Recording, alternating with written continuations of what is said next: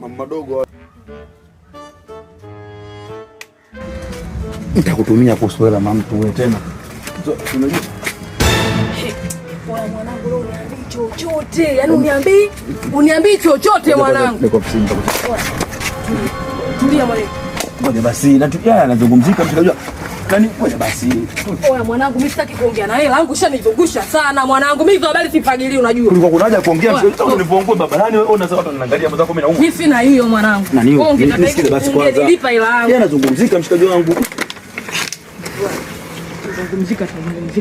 Angalia basi. Sasa ndio ulipotaka mwanetu. Mwanaume mzima na 300 mwanangu. Yeye ananisaa. Toa. Toa viatu babu. Hapo ulipo ile shati lenyewe na mahindi. Basi mimi lako hapana, tu utandika usijavaa kitu ndani.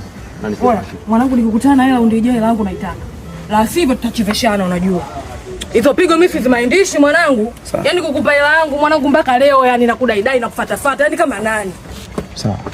Oya, next time.